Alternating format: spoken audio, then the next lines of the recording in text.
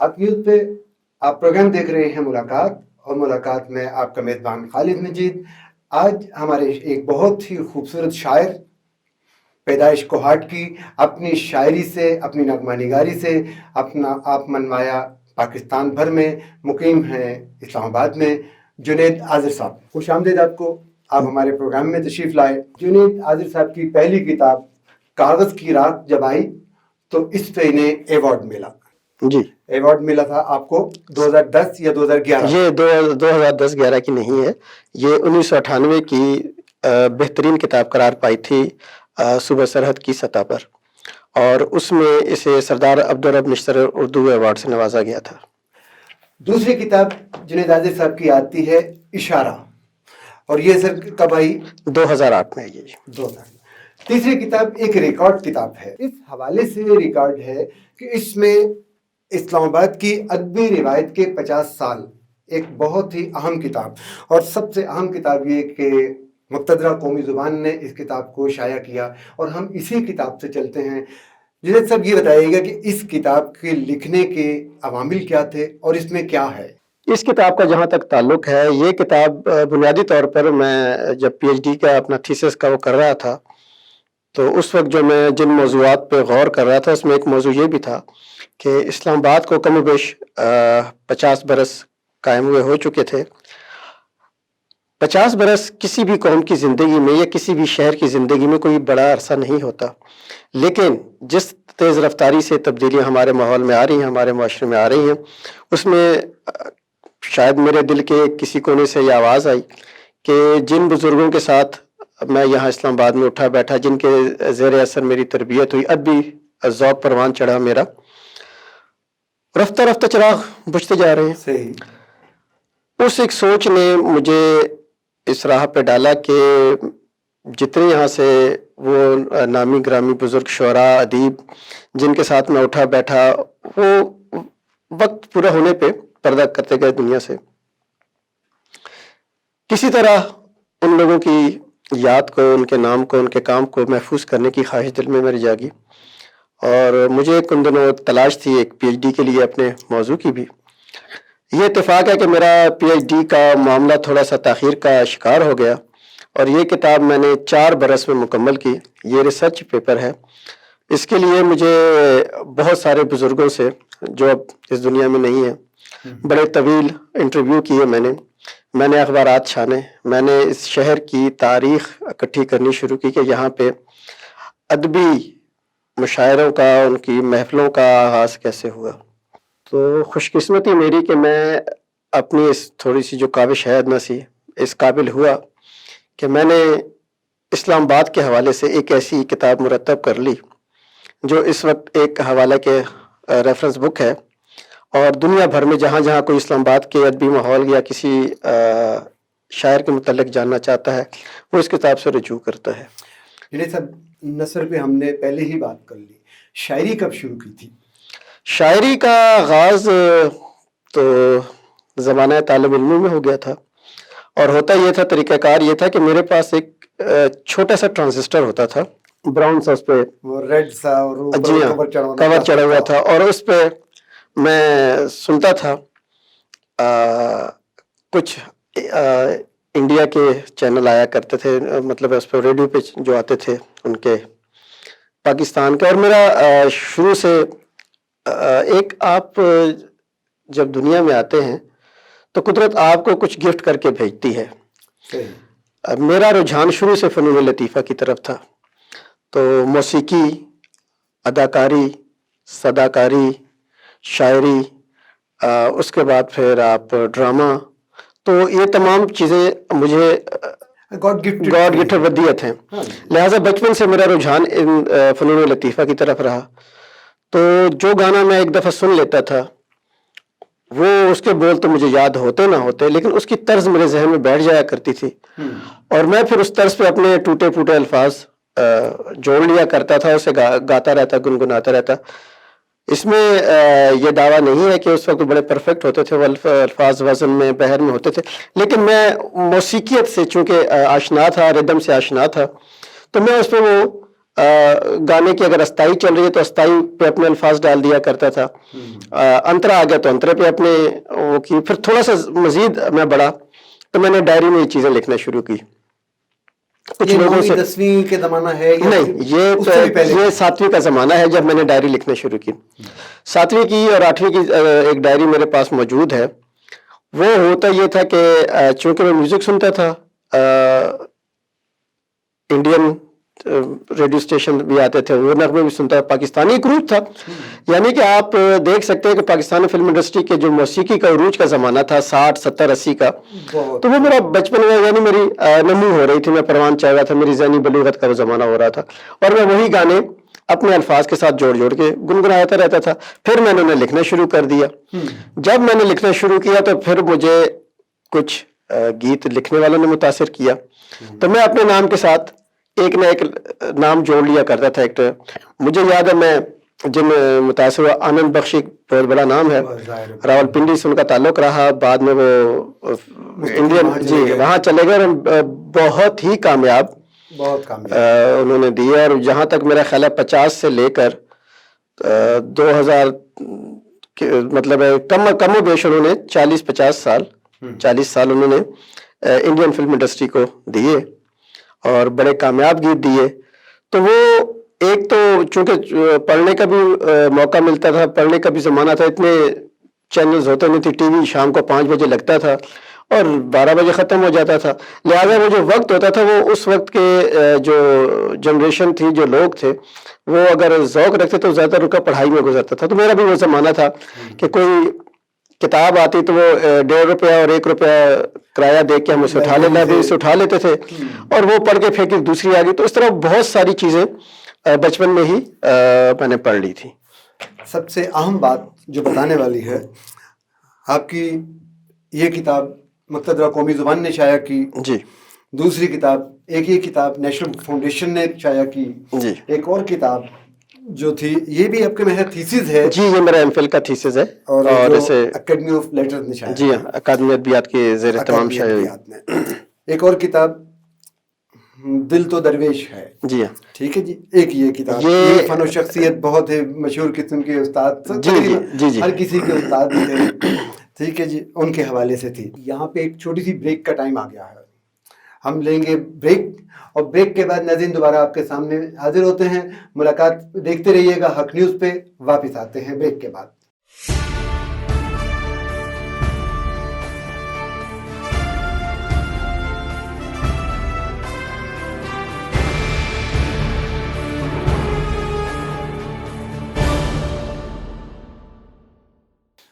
Welcome back ناظرین، ملاقات میں دوبارہ خوش آمدید. جنید عادل صاحب ہمارے ساتھ ہیں، بہت اچھے شاعر ہیں. مجھے ان کا ایک شعر یاد آ رہا ہے، بلکہ تخلیق میری کے حوالے سے یاد ہوگا آپ کو. اسی قسم کی ایک آپ کی غزل تھی، اور یہ آپ کی پہلی کتاب میں تھی. جی. اگر وہ سب سے پہلے وہ سنائے تو پھر آپ سے کوئی اور شعر. جی. مجبوریوں کے دور میں حالات بک گئے. مجبوریوں کے دور میں حالات بک گئے، لفظوں کی کیا کہیں یہاں جذبات بک گئے. تخلیق میری اور کسی نام پر گئی، تخلیق میری اور کسی نام پر گئی، میں باہنر ہوا تو میرے ہاتھ بک گئے. بہت خوبصورت شعر ہے. پھر بھی ہوئی نہ پوری ہماری ضرورتیں، پھر بھی ہوئی نہ پوری ہماری ضرورتیں، اس کشمکش میں اپنے تو دن رات بک گئے. اور ہم کو اصول اپنے جہاں سے عزیز تھے، ہم کو اصول اپنے جہاں سے عزیز تھے، کتنے ہی ورنہ صاحب اوقات بک گئے. کتنے ہی ورنہ صاحب اوقات بک گئے. اور آزر سخنوری کا کوئی مول ہی نہ تھا، آزر سخنوری کا کوئی مول ہی نہ تھا، بکنے کو ورنہ خاک کے ذرات بک گئے. یہ سب شاعری واردات کا نام ہے. یہ کون سی واردات ہوتی ہے؟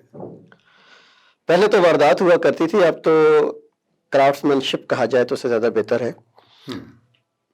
ہوتا یہ ہے کہ الہامی کیفیت ایک آدھ مصرے تک ہوتی ہے، 1-2 شعروں تک ہوتی ہے، باقی آپ کو اپنا ہنر دکھانا پڑتا ہے.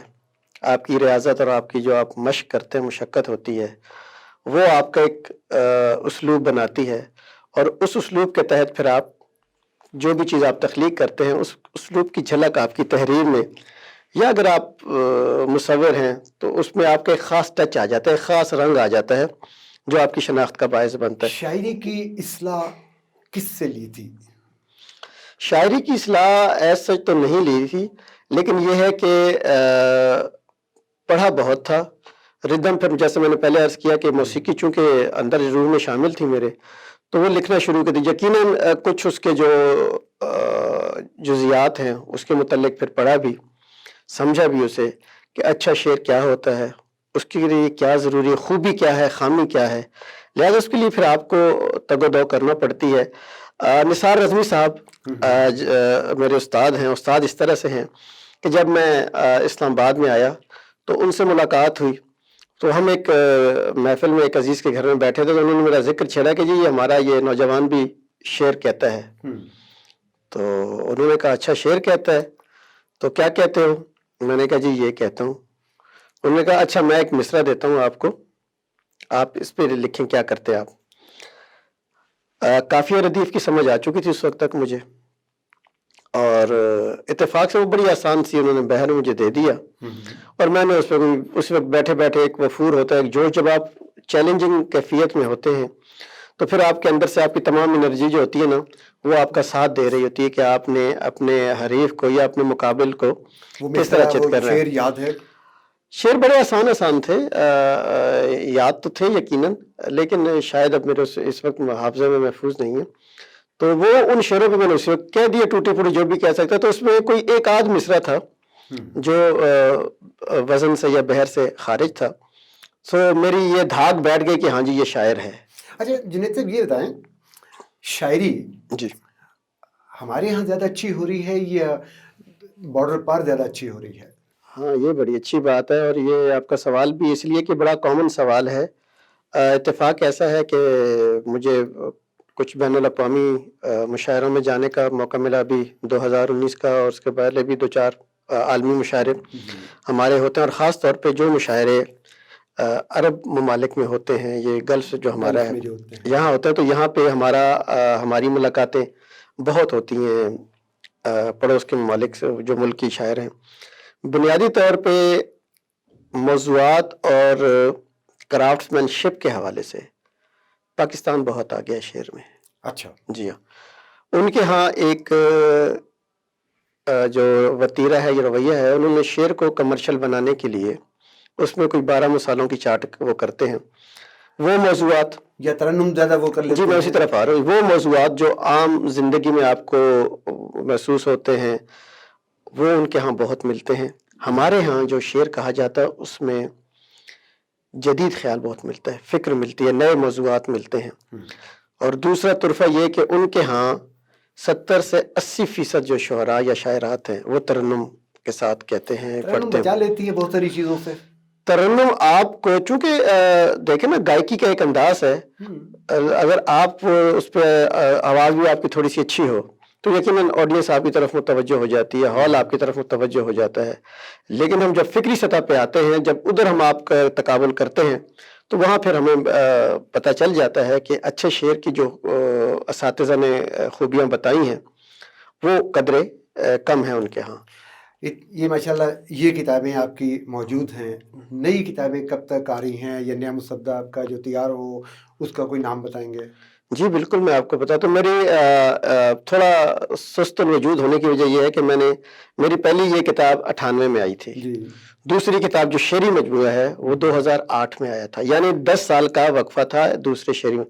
تیسرا میرا جب ہوا تو میں نے 2012 میں ایک مسودہ میرے پاس تیار تھا، اور میں 2012 سے یہ کوشش کر رہا ہوں کہ وہ شائع ہو جائے، لیکن بس کچھ معاش کی فکریں اور کچھ دیگر مصروفیات کی وجہ سے وہ اس میں تاخیر ہوتی رہی۔ اب یہ ہے کہ کشف کے نام سے میرا تازہ مجموعہ، کشف کے نام سے، جی ہاں کشف، وہ پریس میں ہے، انشاءاللہ چند روز تک، بہت ہوا تو 1 ماہ تک وہ منظر عام پہ آ جائے گا۔ اس کے علاوہ 5 مجموعے میرے پائپ لائن میں ہیں، ان میں ایک نعت کا مجموعہ ہے، اس میں ایک یہ جو پہلے 2 مجموعے ہیں، جو تیسرا کشف ہے یہ غزلوں پر مشتمل ہے، ایک مجموعہ نظموں کا ہے جو انشاءاللہ کشف کے بعد اس کی باری ہے، نعتوں کا ایک مجموعہ ہے، اور 2 میرے پاس جو مجموعے ہیں وہ تنقید کے حوالے سے ہیں، کچھ مضامین ہیں، کچھ تاثراتی مضامین ہیں شعراء پر، ادیبوں پر. تو یہ 5 تو اس وقت سر دست تیار ہیں، بس یہ ہے کہ وہ باری باری ان کی پریس میں انہوں نے جانا ہے اور تیار ہونا ہے. کشمیر کے حوالے سے موجودہ صورتحال جو وہاں پہ ہے جی اس پہ بھی آپ نے کوئی قلم اٹھایا تھا؟ جی الحمدللہ. کشمیر تو جیسا ہم کہتے ہیں کشمیر ہماری شہرگ ہے اور اسے ہم سمجھتے بھی ہیں. یہ صرف ہمارا الفاظ کی حد تک نہیں ہے یہ کام، ہم اسے روح سے محسوس کرتے ہیں. لہٰذا وہاں جو حالات ہوتے ہیں، وہاں کے لوگوں کے پر جو گزر رہی ہوتی ہے وہ ویسے ہی ہم پہ بیت رہی ہوتی ہے. وہ تکلیف وہاں اٹھا رہے ہوتے ہیں تو آنسو ہمارے یہاں نکل رہے ہوتے ہیں. تو یقیناً کشمیر میں کافی نظمیں اور گیت ہیں. کچھ بہت سارے گیت ایسے ہیں جو مختلف ریڈیو اور اس پہ بھی چلے، اور کچھ نظمیں ہیں کشمیر کے حوالے سے. آپ نے ابھی ابتدا میں بات کی کہ جی ڈرامے کی طرف بھی آپ کا رجحان جی تھا اور بھی نثر کی طرف. تو نثر میں کچھ اور لکھنے کی یہ جیسے دو تین چیزیں تو نثر میں نظر آ رہی ہیں، جی افسانہ، کہانی یا اور کوئی اس طرف جانے کی خیال؟ نہیں، افسانہ تو نہیں لکھا لیکن ڈرامہ لکھا میں نے، وہ بھی اسٹیج ڈرامہ. Stage drama? جی ہاں، اسٹیج ڈرامہ 2 اسٹیج ڈرامے لکھے تھے یہ. اور جب میں خود بھی اسٹیج پہ پرفارم کرتا تھا اسٹیج ڈرامے کے حوالے سے، اور بعد میں پھر موسیقی کے حوالے سے میں کچھ عرصہ باقاعدہ گاتا بھی رہا، سیکھا بھی میں نے اس فن سے تھوڑی سی کوشش کی. تو اس وقت تک تو یہ تھا کہ ڈرامہ جب دیکھا کہ اب اسلام آباد کے حالات ایسے ہیں کہ آپ وہاں پہ فنون لطیفہ کے لیے یہ بڑی سنگلاخ زمین ہے. یہ جو پتھر ہے یہاں کا یہ پھوٹنے نہیں دیتا کسی فن کو، اور ظاہر ہے پھر فنکار کے ساتھ کچھ اور مسائل بھی ہوتے ہیں، اسے اپنا بھی پیٹ پالنا ہے یا ایک خاندان کو لے کے چلنا جنید ہے. صاحب، بجائے اس کے کہ ہم لمبی 2-3 غزلیں سنیں، ہم آپ سے یہ کیوں نہ کہیں کہ جی آپ چند مطلع جو ہیں وہ سنائیں.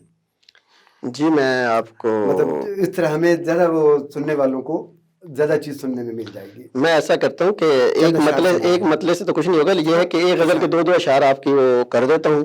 اس سے یہ ہوگا کہ سننے والوں کو کچھ تھوڑی سی تفریح بھی اس طرح ملے گی کہ موضوعات الگ ہیں، اور وہ کچھ رنگ بھی ان کو الگ نظر آئے گا، وہ دیکھ لیں گے. ضرور. تو 2 اشعار غزل سے پہلے: اٹھ کوچہ خمار سے رخت سفر اٹھا، اٹھ کوچہ خمار سے رخت سفر اٹھا، اے یاد یار زانو حسرت سے سر اٹھا. واہ. یہ جست میں نے تیری ہی ترغیب پر بھری، یہ جست میں نے تیری ہی ترغیب پر بھری، لازم ہے اب یہ تجھ پہ میرے بالوں پر اٹھا. واہ. اور ایک دو اشعار اور کے: ایک آفتاب کے ہم سر چراغ میرا بھی تھا، ایک آفتاب کے ہم سر چراغ میرا بھی تھا، سو کچھ دنوں تو فلک پر دماغ میرا بھی تھا، سو کچھ دنوں تو فلک پر دماغ میرا بھی تھا، اور تیرے بہشت سے گزرا تو یاد آیا مجھے، تیرے بہشت سے گزرا تو یاد آیا مجھے، اسی طرح کا کہیں ایک باغ میرا بھی تھا، اسی طرح کا کہیں ایک باغ میرا بھی تھا. اور فلک سے دشت سے اٹھ کر کہاں سے آتے ہیں، فلک سے دشت سے اٹھ کر کہاں سے آتے ہیں، یہ وحشتوں بھرے منظر کہاں سے آتے ہیں، فلک سے دشت سے اٹھ کر کہاں سے آتے ہیں، یہ وحشتوں بھرے منظر کہاں سے آتے ہیں. میں پھول بانٹتا رہتا ہوں شہر والوں میں، میں پھول بانٹتا رہتا ہوں شہر والوں میں، پھر ان کے ہاتھ میں پتھر کہاں سے آتے ہیں. واہ واہ واہ، بہت خوبصورت شعر ہے. اسی طرح کا بس ہے سلسلہ. جنید عاذر صاحب، ناظرین آپ نے شعر سنے جنید عاذر صاحب سے، ان سے بات چیت بھی سنی. آج ہماری ملاقات میں آپ تشریف لائے، آپ کا آنے کا بہت شکریہ. اور ان کتابوں پہ اللہ کرے کہ اور جلد از جلد اضافہ ہوتا رہے.